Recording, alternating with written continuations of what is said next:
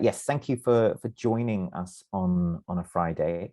And I'm just going to share my screen before I get started. Yes, so hopefully you should all be able to see that. Yes, it's a wonderful opportunity for me to be sharing this work today. This is new material which is approaching publication, so it's not there yet, and so I'd be very keen to collect your feedback and ideas, whether it's about this project or potentially future ways of taking this material forwards. It's wonderful that so many of you are here, and a lot of old friends and names of people who I haven't seen in a long time. So thank you so much for being here. So a quick explanation of, sorry, I live on a very noisy road, so if you hear revving engines, it's all part of the effect. So an explanation of where this work is coming from, first of all. So as Rasika said, part of my work, quite a substantial chunk of it, looks at Bengali literature relating to music and song, particularly from the 19th century.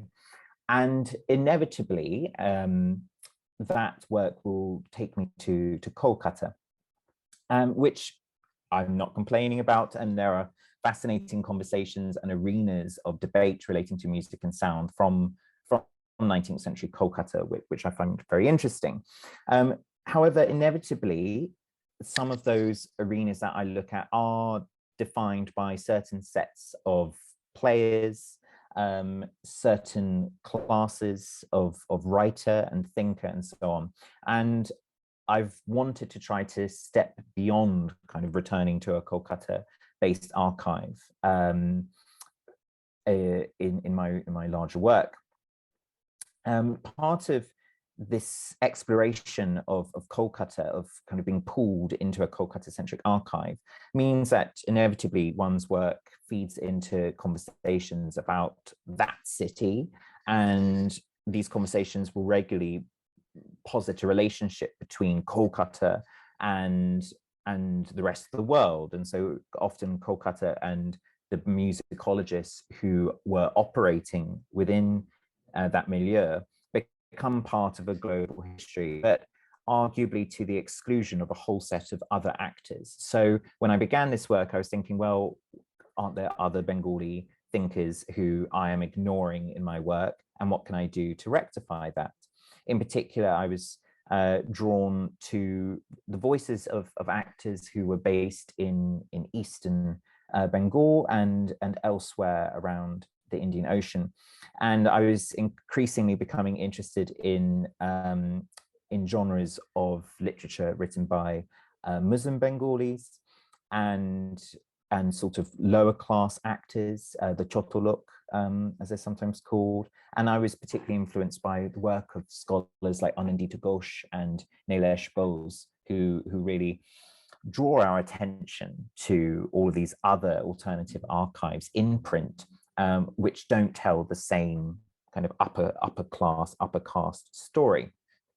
So I became interested in these questions, and for obviously a number of years, the Rohingya crisis in Myanmar has been dominating the news, and I feel a slight alien in some senses to the themes of this particular seminar series, because I'm certainly not an economist, and I'm not really necessarily too interested in my work in larger political questions. And instead, I think that by looking at musical archives, we can interrogate complicated political situations from the perspective of a more human scale, arguably, by looking at things like affect, the senses, and indeed aesthetics. So I guess that's why Rasika was kind enough to invite me here to think about how aesthetics can play into these social questions.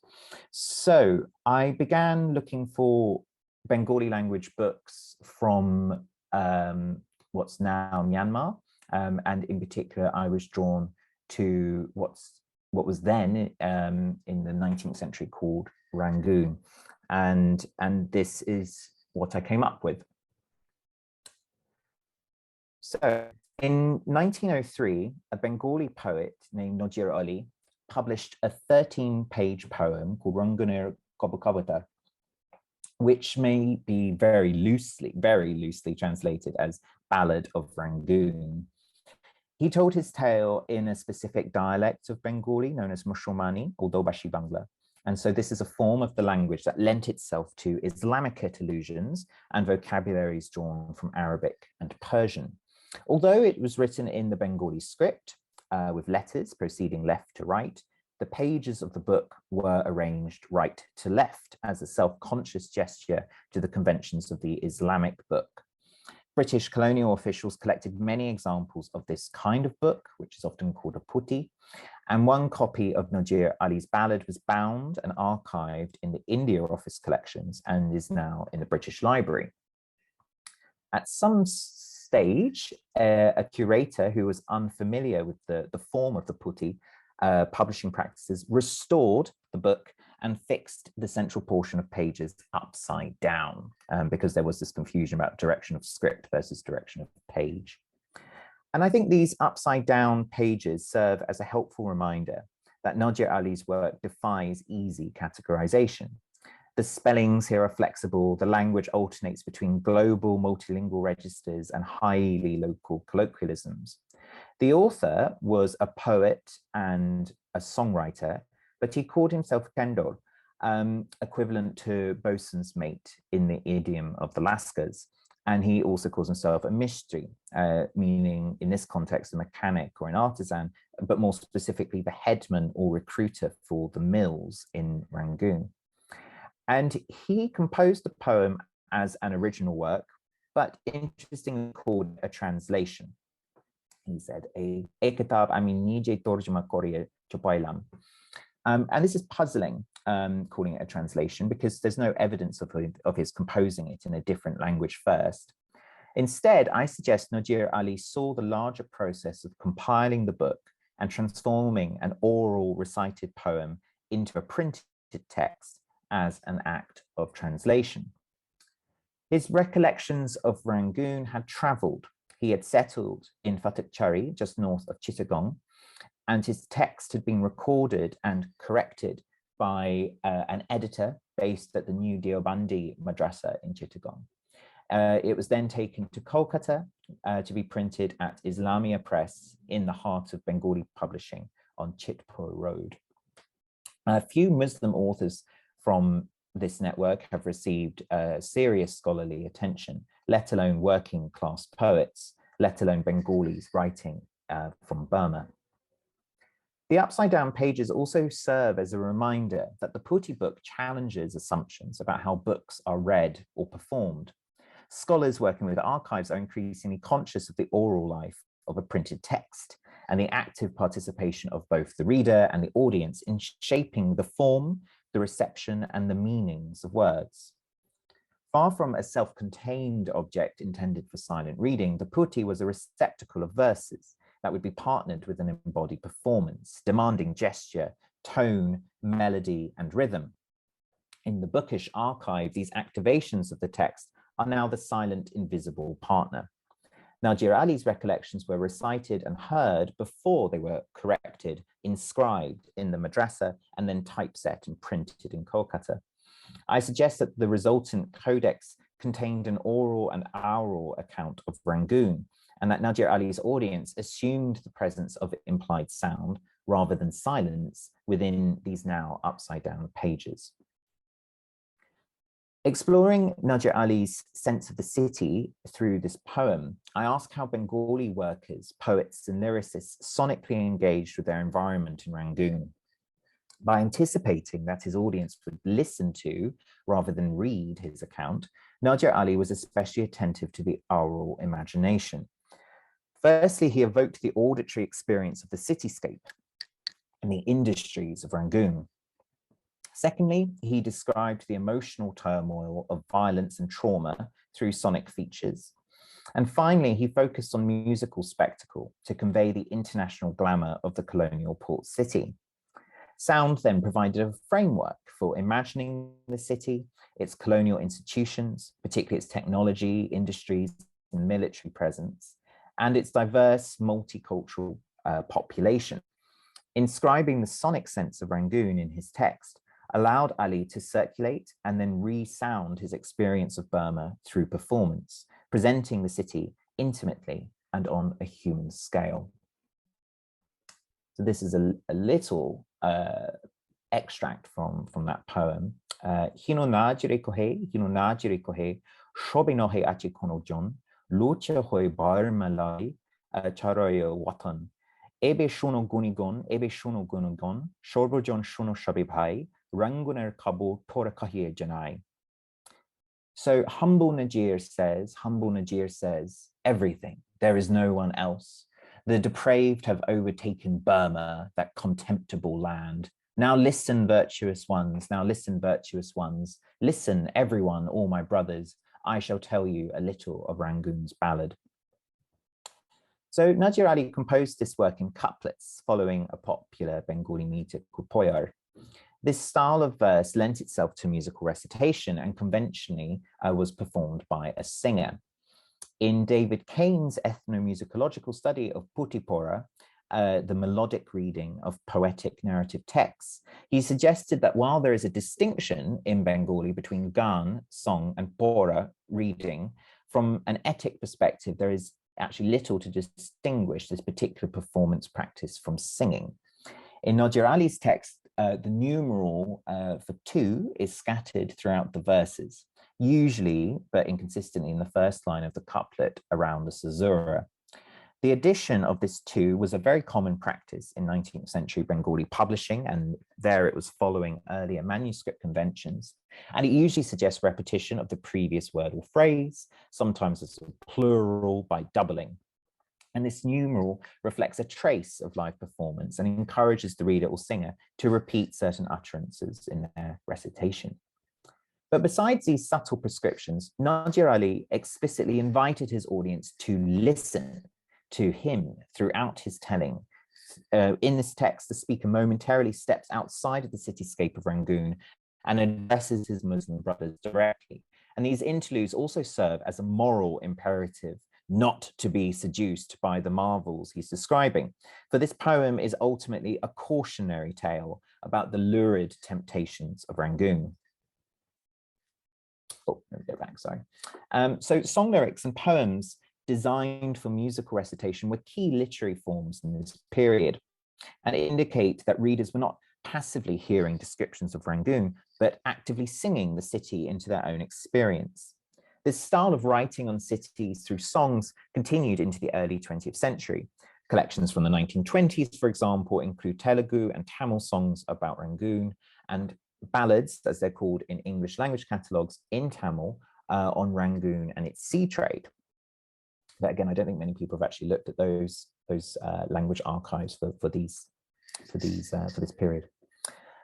The proliferation of songs about Burma in different Indian languages and the circulation of lyrics between publishers, readers, singers, and listeners gestures to an arena of oceanic listening. By oceanic listening, I suggest that these printed texts and the embodied recitation or singing of those texts were a medium for communicating, transducting, and reproducing sounds around the Indian Ocean between Kolkata, Chittagong, and Rangoon. So what was the relationship of Bengalis like Najir Ali to the port city of Rangoon?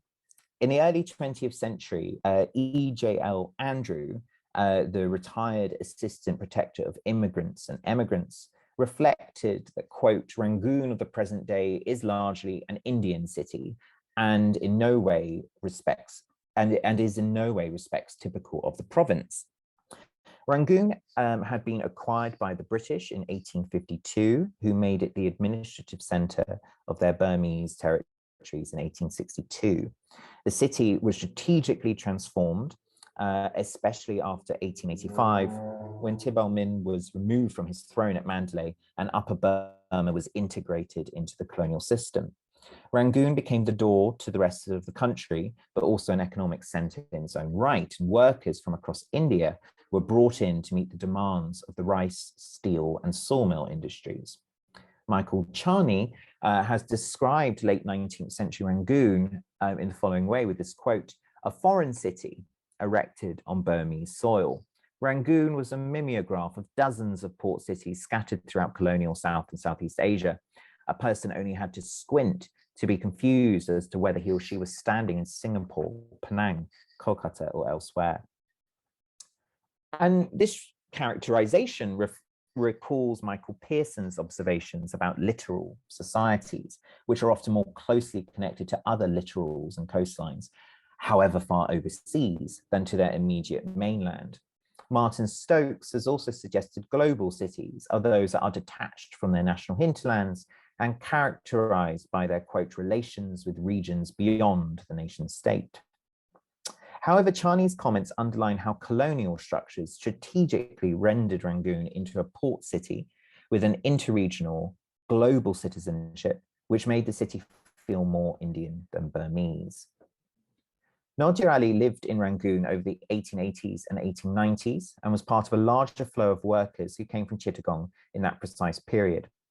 Bengali Muslims already had a long history of service in Burma, especially in the early modern Buddhist courts of Arakan. In the 19th century, Bengalis continued to migrate from Chittagong into Rakhine, especially following the British occupation in 1825 and the Yandabo Treaty in the following year, and again from the 1890s. New generations of migrants were also encouraged to find work in Rangoon, especially as steamer passage rates became cheaper and demand for Indian laborers increased.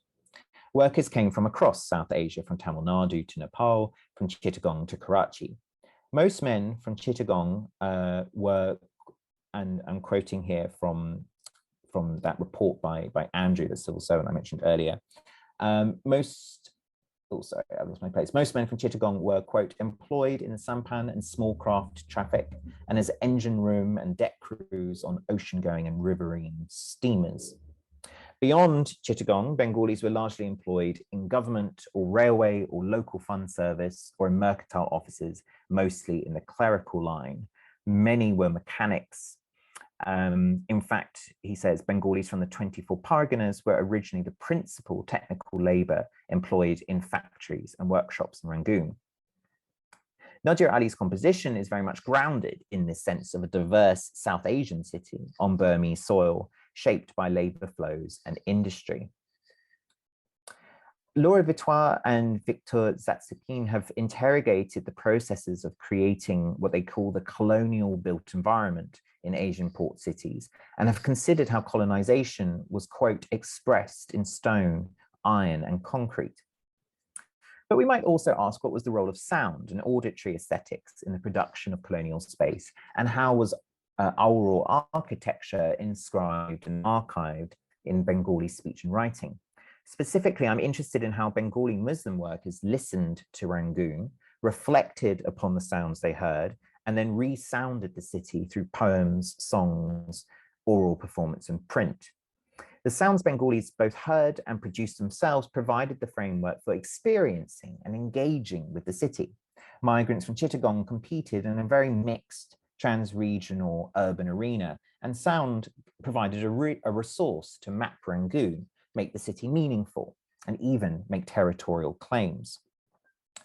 Nadir Ali explored the spatial arrangements of Rangoon through the sounds they produced, and his portrayal of the colonial port city is very particular to his own position as a Bengali worker and Lascar, and quite different from colonial depictions of the city as a self-confident monument of empire. Nadir Ali underlined the vulnerability and the violence of Rangoon and the moral ambivalence of its marvels. He described the different quarters of the city, including the High Court, hospital, mosque, zoo, bazaars, Chinese shops, jail, and factories. And then at the riverfront at Dalla, he overheard the extensive shipbuilding yards of the Irrawaddy Flotilla Company. Let's just have maybe the first line. Ache kol beshumar, loktai hajari hajar, kole shobdo shunite, jeno bijali tadar. There are countless mills and thousands upon thousands of people. Hearing the sound of the mill is like lightning and thunder. I saw astonishing the Ironworks Factory on the shore of Dalla. Day and night, the sound rises up like angels playing music. Thousands, millions of people cut up the iron to make ships, following English instructions. Huge, they float in the water. The people who climb to the top of the mast, they are called tendol there. How many charangs and foremen earn money by their strength? So again, at the end, bringing it back to other Bengali laborers. So intriguingly, here, Nadir Ali likens the sound of the metalworking to build the ships to angels playing music. And this recalls Mark Smith's observation that soldiers in the American Civil War compared bullets to buzzing bees and swarming insects, a reminder that the experience and meaning of sound is always historically conditioned. But the impression of industrial sound, including water turbines, could also have a disturbing effect, as at the works to Botatong. So he says, listen more, virtuous ones, I pay my respects to all. In Botatong, I saw the washer mills. There are so many washers, incessant, without rest, unceasing, breathless, all day and night. When you pass and hear that noise, you fear for your life, shaking in terror, an astonishing sound of the storm of the engines. Water brought from Kokang in the works pushed house to house, the engines together rise up 3 stories high. Nadir Ali asked his audience to listen in to the wharfs, mills and factories along the riverside and down the streets of Botatong. The typhoon, the tufan, produced by the engines can be located from his references to the Kokang waterworks, which supplied Rangoon with water from the 1880s. Here, he was probably referring to the compressor station on Dalhousie Street, now Mahabandala Road, which was opened in 1889, which coordinated the city's state-of-the-art pneumatic pump-based sewerage system. The coal-fired triple extension steam engines that powered the station evidently produced a terrifying, yet also marvelous or astonishing chamatkar sound. Nadir Ali's was a highly contemporary and mechanized sonic geography where districts were dominated by resounding colonial installations. And intriguingly, this sense of the city contrasted with older acoustic imaginaries, from inscribed pagoda bells to mon songs that describe the atmospheric sounds of the changing seasons. It also differed from the interest of contemporary French listeners who noted the cawing of crows, the bells tied to ox-drawn carts, Chinese music and Tamil temple ensembles, but didn't talk about the stormy sewerage system. Noel Green has challenged the increasingly popular notion that a lot of us, I think, fall into the trap of a utopian Indian Ocean cosmopolitanism. And instead, he suggested, and I quote, the ocean was a region of vividly perceptible difference. Not only did its complex encounters generate the abstract ideologies of cosmopolitan universalism, the waves of heterotopia also produced plainer testimonies of difference, as well as sometimes of superiority. So this I thought was very interesting, and certainly in Nadir Ali's text, you get a big celebration, but also hesitation about difference. He described the varieties of South Asian merchants he encountered in Rangoon: Mughals, Pathans, Mughs, Churias, and Suratis. He commented on the wealth they amassed there, but also told the story of the Hindu-Muslim riots that raged in June in 1893, underlining the dangers as well as the multiculturalism of the city. He singled out Bhagwan Das Bagla, the prosperous Rajasthani timber merchant and banker who had made his career in Burma. Bagla had erected a temple on 29th Street, which is now known as the Sri Sachin Narayan Temple, you can see here, which was a short walk from a large mosque, Mughal Shia Masjid, on the 30th. This set of streets became the center of a violent riot around Eid al-Adha, which erupted following a conflict between Hindu cow protection movements and Muslim societies who rejected the legal circumscription of cattle slaughter. And of course, as many of us know, this was in fact just a local manifestation of a much larger set of tensions that simultaneously erupted in riots across Western India, northwestern provinces in North India, Oud, Bihar, as well as Rangoon. But he gives a very vibrant description of the riot. So he says, the battle began, there was a singular noise, astonishing. Suddenly news went about the city. Hearing it, the Muslims, all assembled together in one place. We may give up our lives, but we won't give up sacrificing cows. God is with us, what can those bastards do? Joining together, calling to the Lord, they were hurling sticks. They struck them with brooms and shoes. The Kafir's heads split open. Kafir and Lasker as one, they fled, abandoning the fight. Sneaking up on them. The English's army gave them trouble. The river surged as though bursting with joy. Their many kettle drums sounded. No more terror. Who would strike? Their lordship's bullets fell like thunder. So Nadir Ali described the riots in a series of sonic vignettes. They begin with a sound, a shabdo, which rippled through the city as word spread. The Muslims heard the sound and responded. In the course of fighting, the combatants call out, they're literally voicing the name of the Lord. And the riots only ended with the thundering of the British Army's drums and bullets. Over the following weeks, a local paper, the Rangoon Gazette, published an exchange of letters that took different perspectives on which community was most accountable, and considered in some detail how the disturbances unfolded. 10 years later, Nadir Ali's recollection compressed the sequence of days into this stirring set of verses, applying a rolling set of doublings over the beginning of each couplet to maximize the rhythmic intensity. His attention to sound paints the riots on a human scale, but also amplifies the drama. We hear about the joy, the mulge of the surging river that rhymes with the British Army, Folge. Owing to several recent studies based on the Indian Ocean context, we have a growing appreciation of the role of sound, especially from processions and religious institutions, in the negotiation and conflict between communities over urban space in colonial ports. Similar concerns actually emerge in the contemporary English language newspapers of Rangoon. In July 1899, there was a disturbance when a collective of Chulia Muslims refused to allow a child to be buried in their graveyard because his father had sent him to study at a Burmese monastery, but also because, quote, they strongly objected to the intermingling of Burmese music and Mohammedan funeral rites, end quote. So this particular case gestures to exchanges between the citizens of Rangoon that crossed confessional and ritual boundaries, but also to the policing of those boundaries through the marking of ethnic and sonic differences. Just to step away from Nadir Ali for a second, these themes actually become more pronounced in another short tract published by one of his contemporaries, Ahmad Kabir Islamabadi, i.e. from Chittagong, in 1896. He wrote this pamphlet, If You Marry in Rangoon City, the Muslim Religion is Drowned. This succinct work was also composed in Bengali rhyming couplets, and then you get an Urdu ghazal lyric at the end. And this author's intention was to condemn a marriage celebration in Rangoon where a Bengali Muslim man had fallen in love with a Burmese temptress.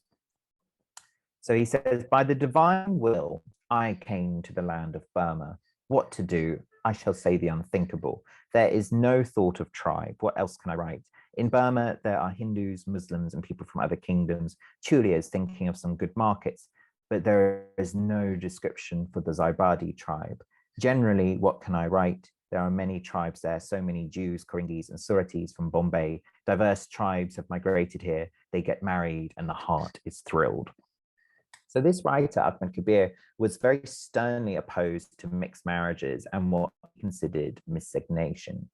Rangoon had, as we've heard, a very diverse population, but he expected the different jatis, which of course has a range of meanings. Here I've put it as tribe. It can also more commonly be used to define caste or race in this period. He wanted these different jatis preserved. So here he's especially scathing and derogatory towards who he calls the Zaibadis, a local derogatory term for the children of South Asian men and Burmese women. Zaibadis were also discriminated against by the Burmese, who called them a local word for half-breeds, according to British reports. And also discriminated against by the British.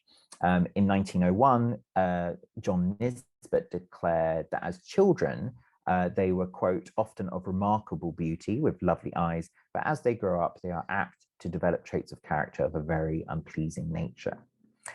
Here, Ahmed Kabir's clear demarcation of different communities was widely held in this period.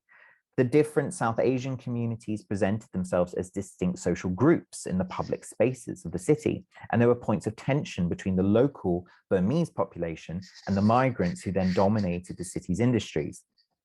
In their descriptions of the different communities of Rangoon, British writers could be essentializing and prejudiced. Nisbet thought that the Burmese were, quote, not habitual liars by centuries of heredity like their near neighbors, the Bengalis of Chittagong. So he really just attacks every group he can find in the city.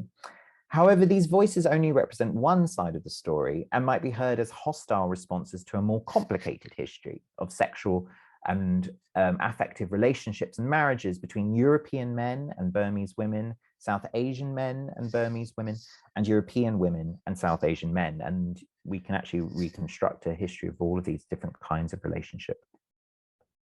Ahmed Kabir lamented how Muslims were abandoning the principles of their religion by pursuing beautiful but Buddhist Burmese women.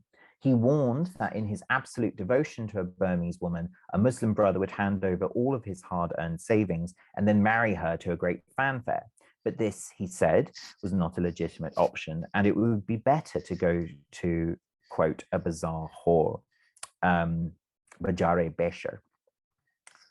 Over the late 19th and early 20th century, it appears that most male migrants from Chittagong left their families and wives at home. Writing in the 1930s, Andrew cryptically noted that Chittagonians rarely have recourse to brothels, but are stated to be addicted to an evil, the knowledge of the practice of which would bring them within the pale of the law. And it's not actually entirely clear what he means. And it does seem that writers like Ahmed Kabir and Nadir Ali were very conscious of their Bengali brothers' weaknesses and liabilities, whatever this larger crime might have been. This particular pamphlet concludes with a ghazal lyric in Urdu, but in Bengali script that condenses the overall message.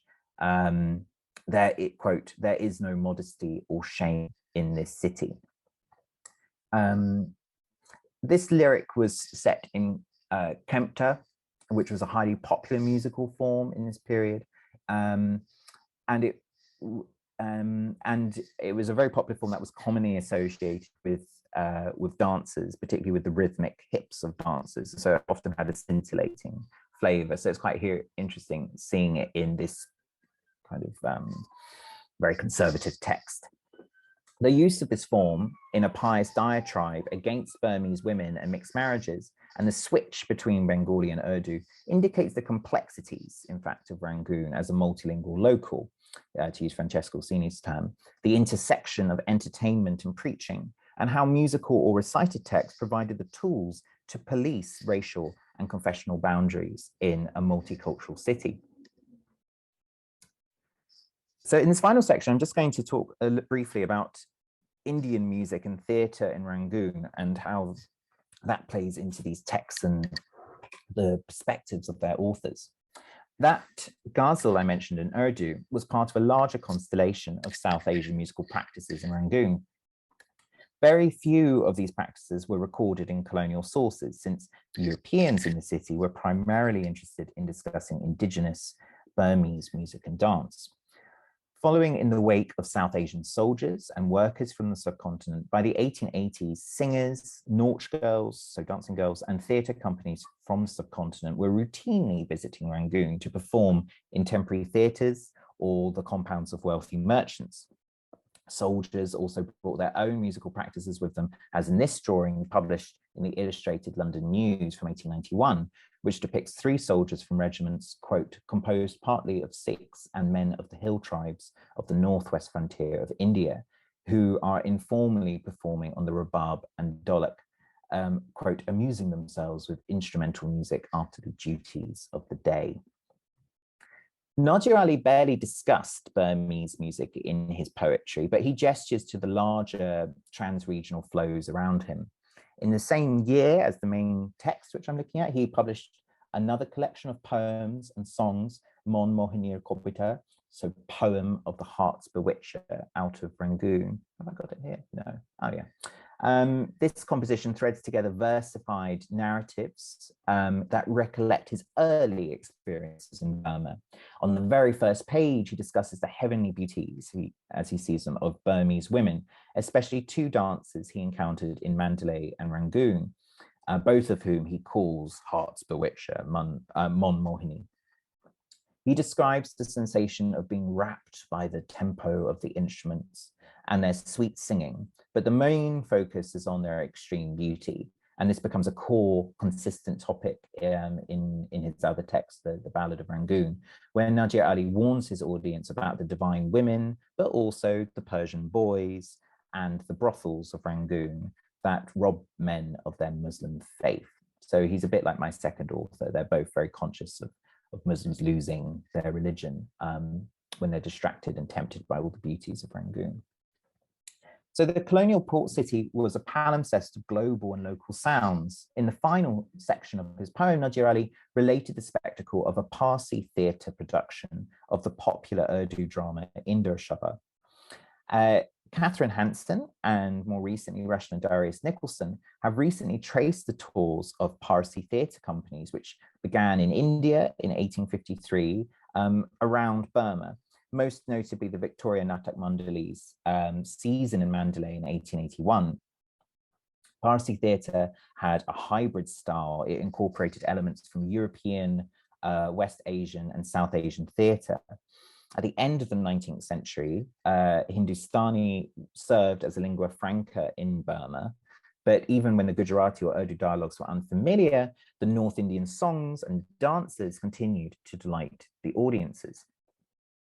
So Nadir Ali was not describing a play he had seen himself, but rather incorporated the memory of one of his friends, Sadr Ali. So in fact, it may be that he's reflecting back on that earlier tour I mentioned in 1881, possibly. So he describes how the theatre works. He says, there is one more unprecedented tale, a heartache, I shall tell its qualities. And then he introduces his friend who was a servant of the High Court and is from Chittagong district. And he describes going to see Inder Sabha. You crave to see it, astonishing. The Parsis have prepared this dance. And then paying particular attention to the sonic cues in the performance gives a certain immediacy to how Nadir Ali reconstructed how the play might have sounded.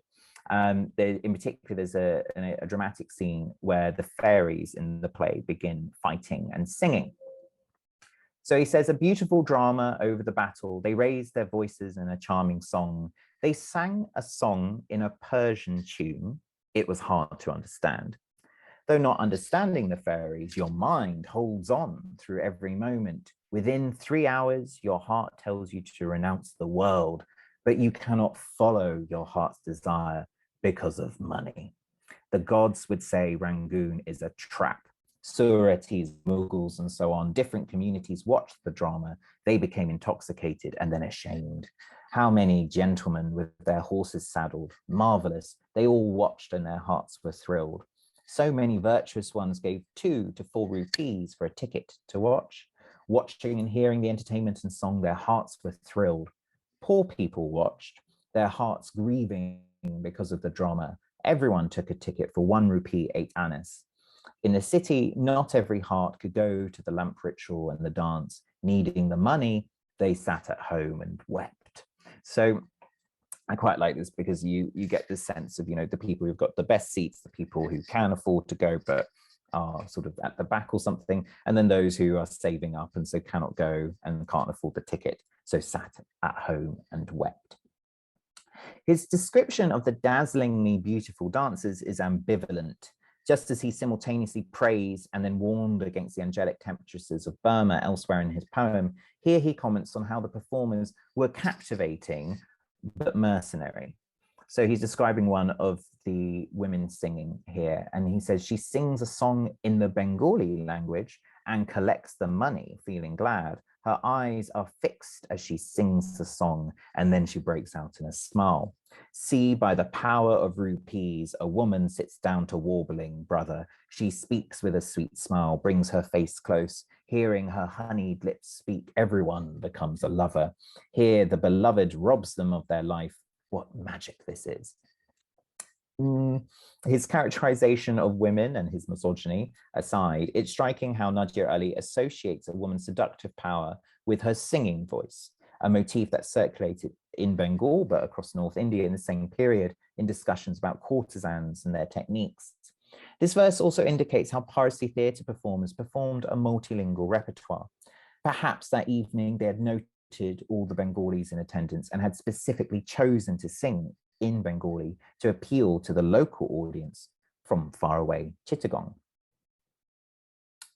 So just by way of conclusion, colonial Rangoon was often called an Indian city on Burmese soil, and that is certainly the impression in Nadir Ali's poem. He discussed the solidarities and the conflicts between South Asian migrants, and although he praised and cautioned against Burmese women, Rangoon itself was characterized primarily by its British institutions and Indian workers.